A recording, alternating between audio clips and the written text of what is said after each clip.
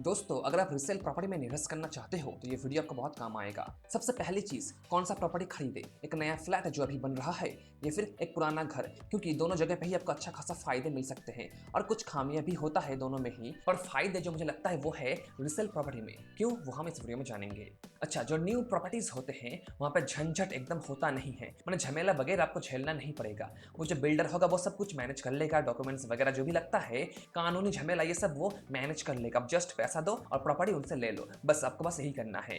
एकदम आसान है नया प्रॉपर्टी को परचेस करना, वो बिल्डर सब कुछ देख लेगा, आपको कुछ नहीं करना पड़ेगा। आप जस्ट पैसा दो और प्रॉपर्टी ले लो। जो रीसेल प्रॉपर्टी में आपको नहीं मिलेगा, आपको खुद ही सब कुछ एनालाइज करना होगा, सब कुछ खुद ही करना होगा, डॉक्यूमेंट्स वगैरह जो सब कानूनी चीजें होते हैं वो सब कुछ आपको खुद मैनेज करना होगा। और मे भी किसी को हायर करना पड़ सकता है इन सबको देखने के लिए, एक बार नजर देने के लिए कि सब कुछ ठीक है या फिर नहीं, जहाँ पे आपको कुछ एक्स्ट्रा खर्चा करना पड़ सकता है रीसेल प्रॉपर्टी में।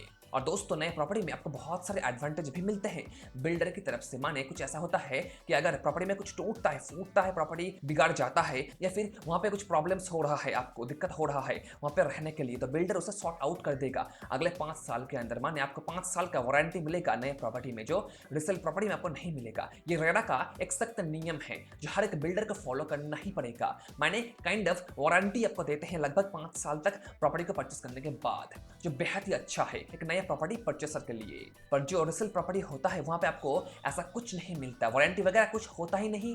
दुकान से बाहर तो वारंटी खत्म, ऐसा ही होता है रीसेल प्रॉपर्टी में।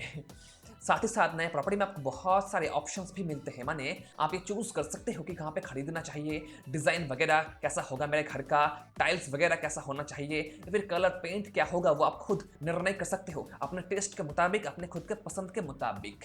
जो रीसेल प्रॉपर्टी में आपको नहीं मिलेगा, जो है वही आपको लेना पड़ेगा। पर अगर आप इन सब को चेंज करना चाहते हो तो आपको एक्स्ट्रा खर्चा करना पड़ेगा। माने अगर आप पेंट को बदलना चाहते हो तो आपको एक्स्ट्रा खर्चा करना पड़ेगा नया पेंट लगवाने के लिए। टाइल्स को अगर आप चेंज करना चाहते हो तो वहां पे भी आपको एक्स्ट्रा खर्चा करना पड़ेगा। माने दोस्तों, रीसेल प्रॉपर्टी में एक्स्ट्रा खर्चा बहुत सारे होते हैं। अगर आप ठीक से रिसर्च नहीं करते हो तो आपको बहुत सारा पैसा एक्स्ट्रा खर्च करना पड़ सकता है रीसेल प्रॉपर्टी में। दोस्तों, अब तक आपको लग रहा होगा कि रीसेल प्रॉपर्टी एकदम बेकार है, फालतू में खर्चा क्यों करे, एक्स्ट्रा खर्चा क्यों करे, उससे बेहतर हम एक नया प्रॉपर्टी ही परचेस कर ले। पर भाई लोग, रुको तो जरा, सब्र तो करो। इस रीसेल प्रॉपर्टी में ही आपको सबसे अच्छा रिटर्न्स मिल सकता है अगर आप सही प्रॉपर्टी ढूंढ पाते हो तो। कैसे, वही तो हम जानेंगे इस वीडियो में। देखो, रिसेल प्रॉपर्टी कुछ भी हो, फ्लैट, दुकान, मकान, घर बार, कुछ भी हो, वो आपको बहुत कम दाम में मिल जाएगा, मार्केट प्राइस से नीचे दाम में मिल जाएगा। फॉर एग्जाम्पल, लेट से एक नया मार्केट है, वहां पे एक नया बिल्डिंग बन रहा है, उस मार्केट पे एक नए घर का दाम चल रहा है मानो 3,000 रुपए पर स्क्वायर फीट के हिसाब से वो प्रॉपर्टी बेच रहे हैं। जो मालिक एक पुराने प्रॉपर्टी को बेचना चाहता है उसे उसका दाम कम करना ही पड़ेगा, माने 500 रुपए के आसपास कम करना ही पड़ेगा, नहीं तो उसका प्रॉपर्टी बिकेगा नहीं। माने वो ओल्ड प्रॉपर्टी आपको मिलेगा अबाउट 2,500 रुपए पर स्क्वायर फीट के हिसाब से। आपको फायदा हो सकता है अगर आप ऐसा प्रॉपर्टी ढूंढ पाते हो तो उस पर्टिकुलर मार्केट में जहां आप रहना चाहते हो, और फिर आप उस इलाके में कुछ साल रहोगे, माने लेट से 5 से 10 साल रहोगे, और फिर उसे बेच दोगे, अच्छा खासा मुनाफा कमा लोगे। पर आपको तभी बेचना होगा जब मार्केट में डिमांड हो और सप्लाई बहुत कम हो, माने प्रॉपर्टी बहुत ही कम हो और कस्टमर्स उस इलाके में बहुत ही ज्यादा हो, तभी आपको अच्छा खासा प्रॉफिट मिल सकता है। माने आप उस प्रॉपर्टी को 3,000 रुपए पर स्क्वायर फीट के हिसाब से फिर उससे भी ज्यादा प्राइस में बेच पाओगे अगर उस मार्केट में डिमांड होगा तो। और अगर आपको एक ऐसा प्रॉपर्टी मिल जाता है जो टूटा फूटा है, आपको रिपेयर करना पड़ेगा, और उसका मालिक उसे उस सिचुएशन में ही बेचना चाहता है, उसे रिपेयर करना नहीं चाहता, वो उससे मुक्ति चाहता है, तो उस तरह का प्रॉपर्टी आपको बहुत कम दाम में मिलेगा। माने लेट से वहां पे प्रॉपर्टीज का दाम है, घर का दाम है 30 लाख रुपए का, अच्छा मकान का दाम है, पर जो पुराना प्रॉपर्टी है, टूटा फूटा है, वो आपको मिल रहा है अबाउट 23 लाख के आसपास। आप कैलकुलेशन करते हो, आप देखते हो कि यहाँ पे अबाउट 2 लाख रुपए आपको खर्च करना पड़ेगा इसे रिपेयर करने के लिए, और फिर आप इसे बेच पाओगे अबाउट 30 लाख के अंदर। तो दोस्तों, आप सोच सकते हो कि यहाँ पे पोटेंशियल कितना ज्यादा है रिसेल प्रॉपर्टी में अगर आप सही प्रॉपर्टी ढूंढ पाते हो तो।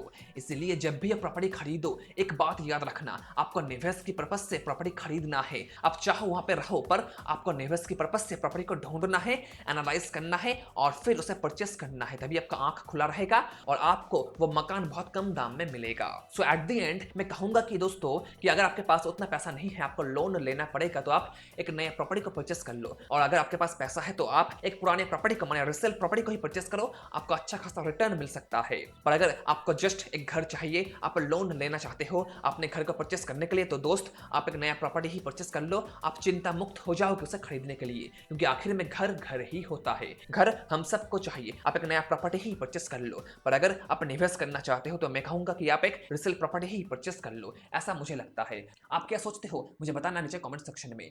ये वीडियो इन्फॉर्मेटिव लगा तो लाइक करना। चलो फिर मिलते हैं अगले वीडियो में। Okay, bye bye.